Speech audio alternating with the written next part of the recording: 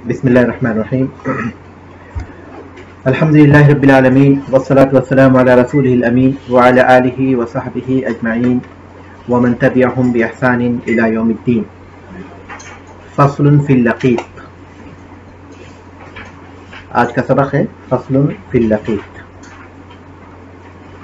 वहुव तिफ़्लुल मनबूज़ु वहुव महकूमुन बिहुर्रियतिहि व इस्लामिहि वमा वुजिद इंदहु मिनल माल फहुव लहु व विलायतुहु लिमुल्तक़ितिहि इज़ा कान मुस्लिमन आदलन व नफ़क़तुहु फ़ी बैतिल माली इल्लम यकुन मअहु मा युनफ़क़ु अलैहि वमा खल्लफ़हु फहुव फ़ैउन व मन इद्दअ नसबहु उल्हिक़ बिही इल्ला इन कान काफ़िरन उल्हिक़ बिही नसबन ला दीनन व लम युसल्लम इलैहि।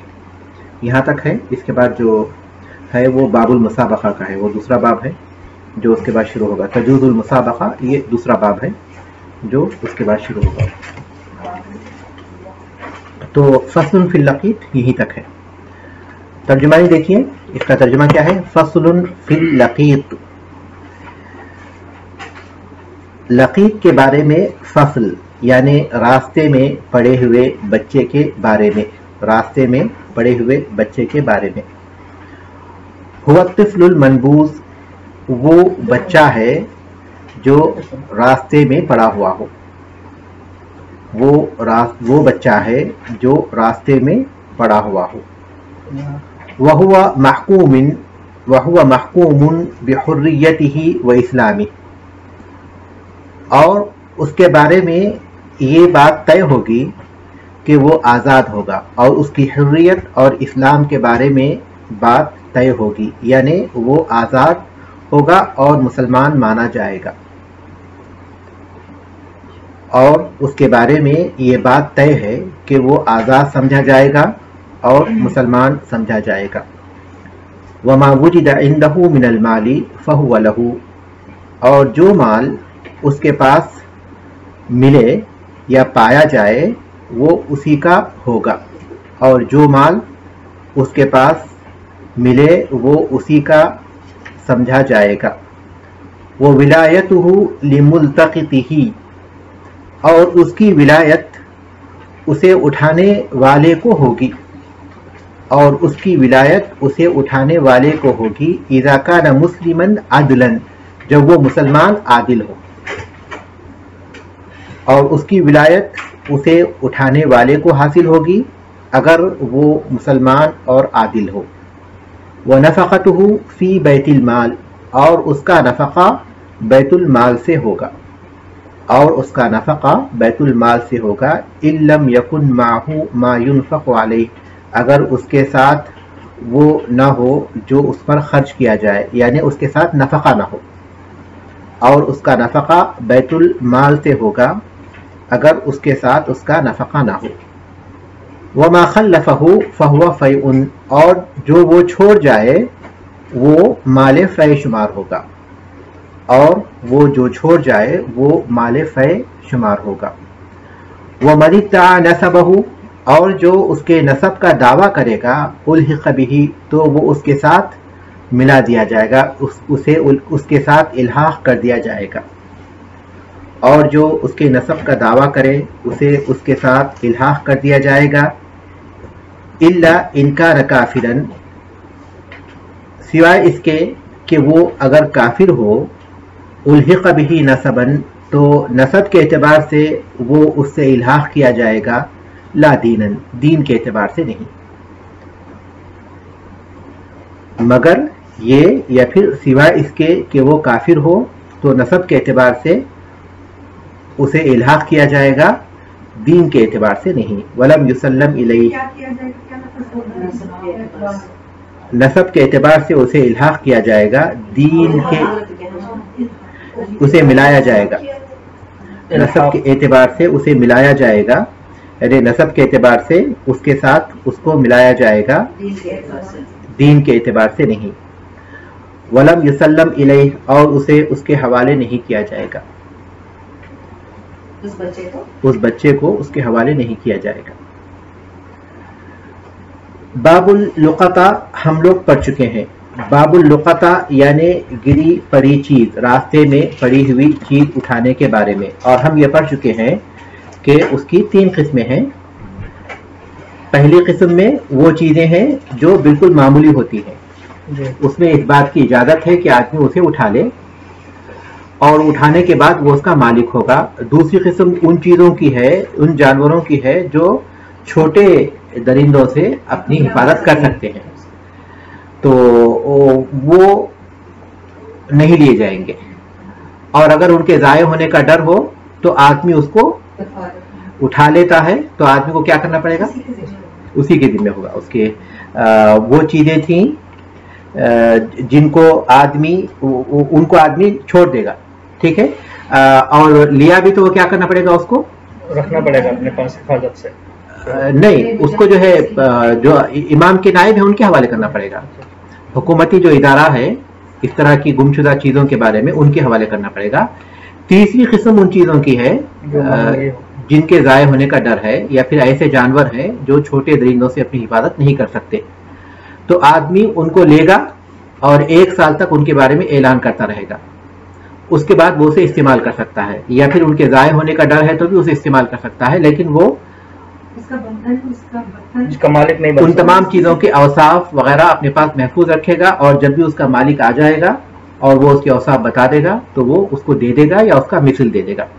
हम देख रहे हैं कि बुनियादी मकसद ये है इन चीज़ों के उठाने का कि एक तो ये कि इस्लाम माल के ज़ाये होने से मना करता है, यानी माल की हिफाजत ये मकसूद है, और दूसरा ये कि साहिब माल की हिफाजत, के माल के हक को ज़ाये नहीं करना, यानी माल की हिफाजत और उसके हक की हिफाजत। पहली किस्म में माल की हिफाजत को पेश नजर रखा गया, क्योंकि अगर वो मामूली चीज है छोड़ दी जाएगी तो उसे तो आकर लेने वाला है नहीं, वो जिसकी वो चीज गिरी हुई है तो ज़ाये हो जाएगी। तो पहली किस्म में माल की हिफाजत को पेश नजर रखा गया। दूसरी किस्म में साहिब माल के हक को पेश नजर रखा गया, क्योंकि उसके ज़ाये होने का डर नहीं है ना। तीसरी किस्म में दोनों चीजों का ख्याल रखा गया, एक तो ये कि माल के ज़ाये होने को से महफूज रखना, और दूसरा ये कि साहिब हक के हक को महफूज रखना। तो आम तौर पर जो सवालात हो रहे थे गुज़िश्ता क्लास में दूसरी किस्म के बारे में कि क्या उसको भी लिया जा सकता है, तो हम देखेंगे तो उसको लेने की कोई वजह नहीं है, क्योंकि वहां बुनियादी तौर पर साहिब माल के हक को पेश नजर रखा गया है।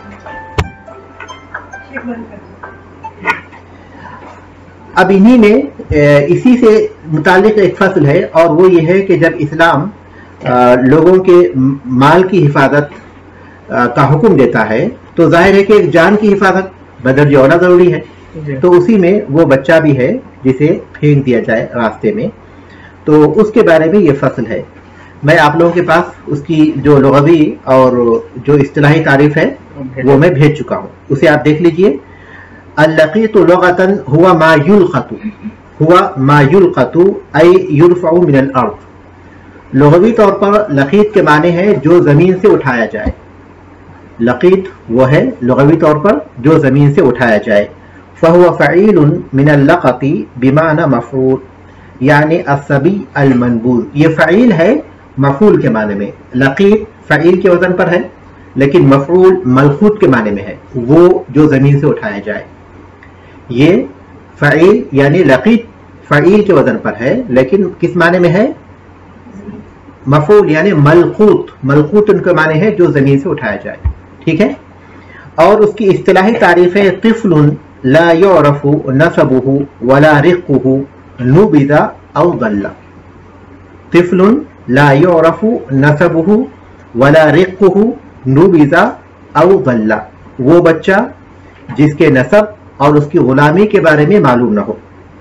वो बच्चा, वो नौमौलूद बच्चा जिसके नसब और गुलामी के बारे में मालूम न हो, रास्ते में फेंका गया हो या फिर रास्ता गुम कर दिया हो।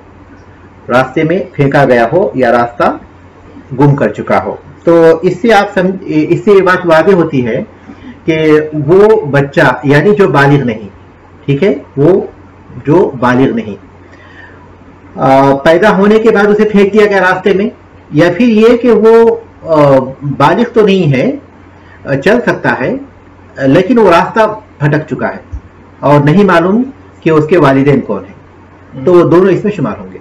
ये दोनों इसमें शुमार होंगे जो हमारे साथ फसल है। تو اس میں فصل فی اللقیط ہوا الطفل المنبوذ، یہ لقیط کی تعریف ہے مؤلف رحمۃ اللہ علیہ کے پاس، اور وہ ہے وہ بچہ جو کہ راستے میں پھینکا ہوا ہو، راستے میں یعنی اسے روڈ کے کنارے پھینکا گیا ہو، یا بازار میں رکھ دیا گیا ہو، یا مسجد کے دروازے پر رکھ دیا گیا ہو، کہیں بھی اسے اگر پھینک دیا گیا ہوگا تو وہ لقیط میں شامل ہوگا۔ تو اس کے احکام میں سب سے پہلا حکم ہے وَهُوَ مَحْكُومٌ بِحُرِّيَّتِهِ وَإِسْلَامِهِ،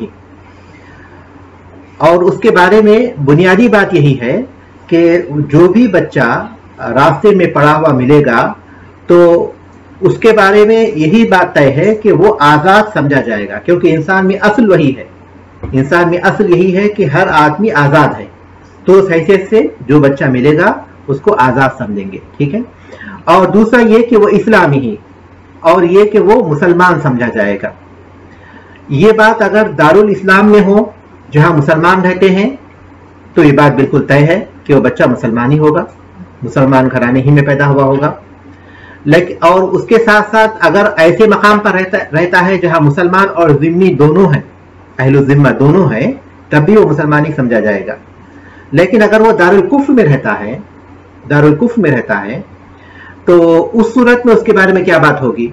تو ظاہر ہے کہ جب دارالکفر میں وہ رہتا ہے تو وہ اسی کے تابع ہوگا، یعنی ایسے ممالک جیسے آج کل عام طور پر پائے جاتے ہیں جہاں کسی ملک میں بڑی تعداد کافروں کی ہے اور کچھ تعداد مسلمانوں کی ہے، تو اس صورت میں اس کو کافر سمجھا جائے گا اس مقام کے اعتبار سے۔ لیکن اہل علم کے ایک طبقے کی رائے یہ ہے کہ اسے مسلمان ہی سمجھا جائے گا، کیونکہ اس کو فطرت پر لوٹایا جائے گا۔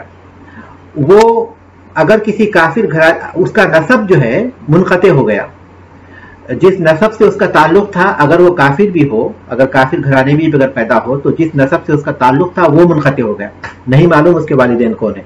جب نسب منقطع ہو تو اس کا جو دین تھا وہ اس کے نسب کے تابع تھا، تو جب وہ منقطع ہو گیا، وہ ٹوٹ گیا، تو ظاہر ہے کہ دین کا جو رشتہ تھا ان کا والدین سے وہ بھی ٹوٹ گیا، کیونکہ حدیث میں ہے کل مولود یولد علی الفطرہ فابواہ یہودانہ او ینصرانہ او یمجسانہ، ہر بچہ فطرت پر پیدا ہوتا ہے، اس کے والدین اس کو یہودی یا نصرانی یا مجوسی بناتے ہیں، تو اب وہ جو نسب تھا والدین کا وہ اس کا ٹوٹ گیا، تو پھر ظاہر ہے کہ وہ جو دین کی تابعداری تھی وہ بھی ختم ہو گئی، تو اب وہ فطرت پر لوٹایا جائے گا اور وہ بچہ مسلمان مانا جائے گا۔ اور یہ دو باتیں ہوں گی، پہلی بات تو یہ ہے کہ وہ جو بچہ ملے گا اسے آزاد سمجھا جائے گا، اور دوسری بات یہ کہ اسے مسلمان سمجھا جائے گا، اس کی تفصیل میں نے ذکر کر دی۔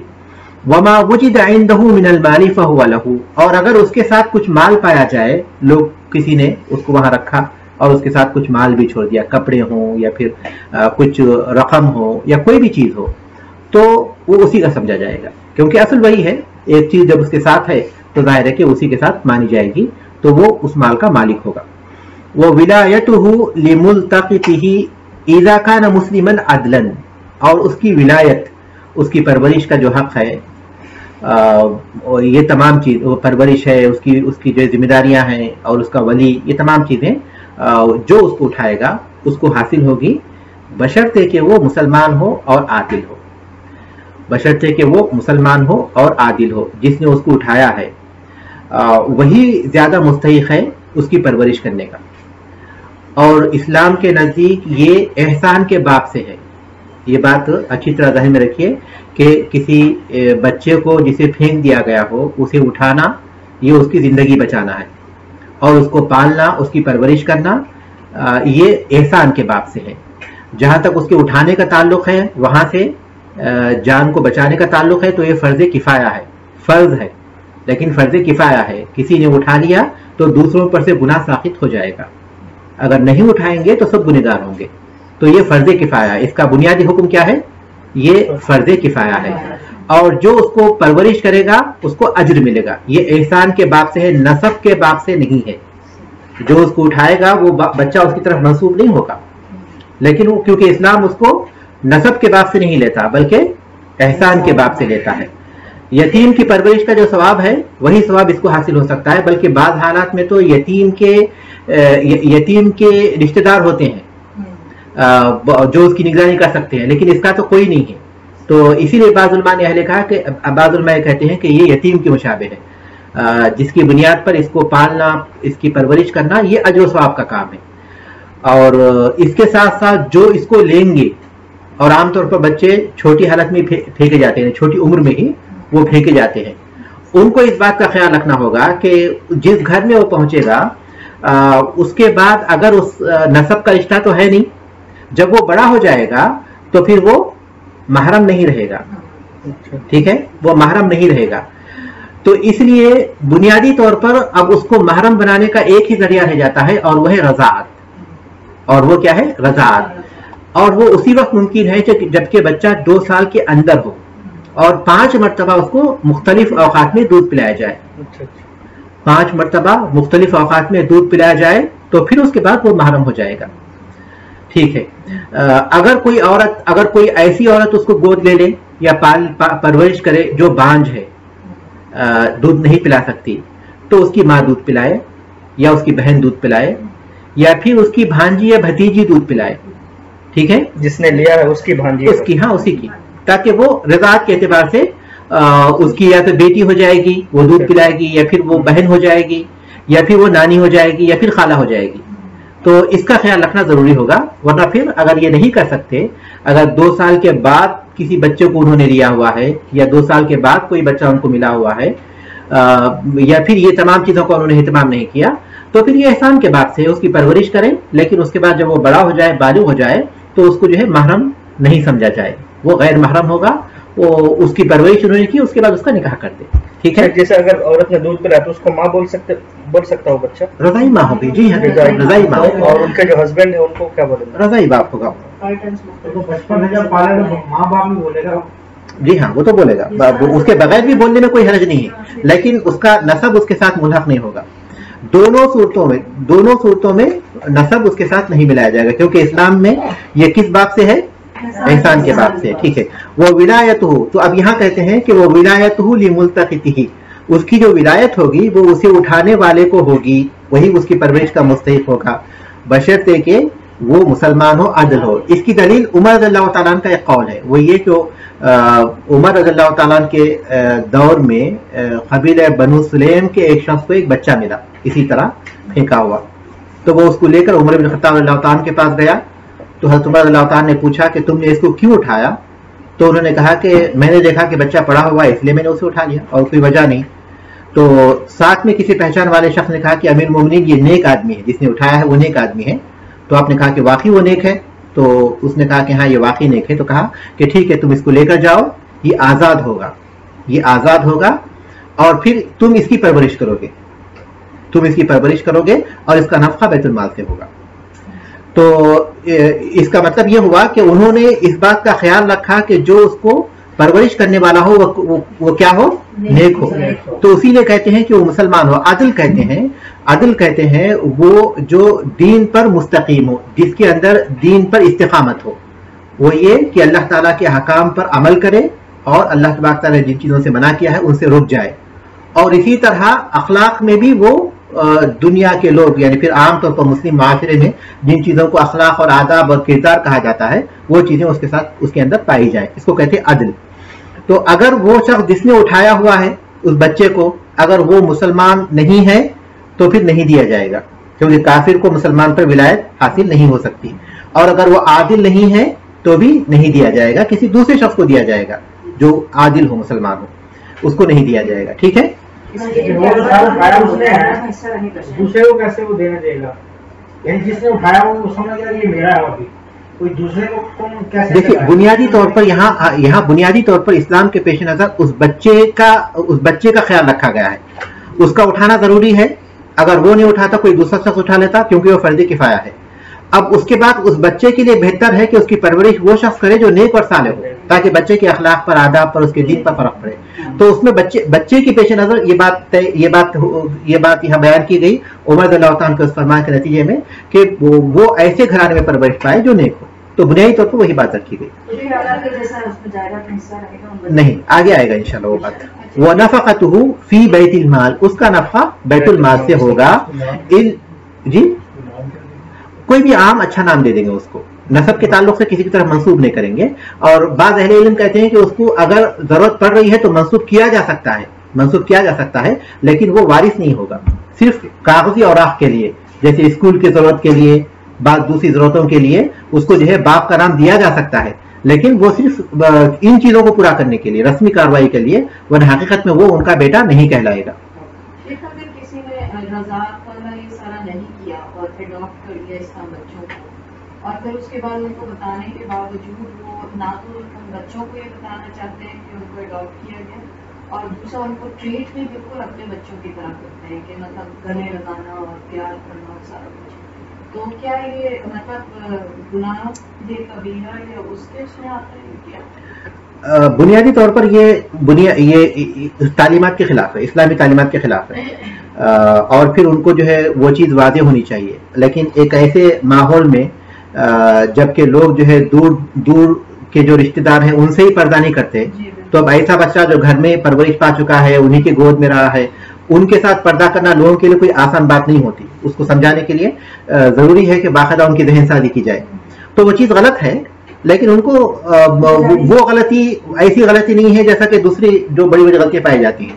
ہر غلطی کے کچھ درجات ہیں، تو بہرحال وہ غلط ہے، کیونکہ وہ بچہ جب بڑا ہو جائے اور وہ رضاعت کے اعتبار سے ان کا رشتہ نہیں ہوا تو بڑا ہونے کے بعد اس سے پردہ کرنا ضروری ہوگا. نہ صرف اس پر بلکہ اس پر بھی، اس عورت پر بھی جس نے اس کی پرورش کی ہے اس کو بھی کرنا پڑے گا. اس کی جو دوسری بیٹیاں ہیں ان سے تو بدرجہ اولا کرنا پڑے گا، یا پھر اگر وہ لڑکی ہے تو پھر اس کے لڑکوں سے پردہ کرنا پڑے گا اس کو.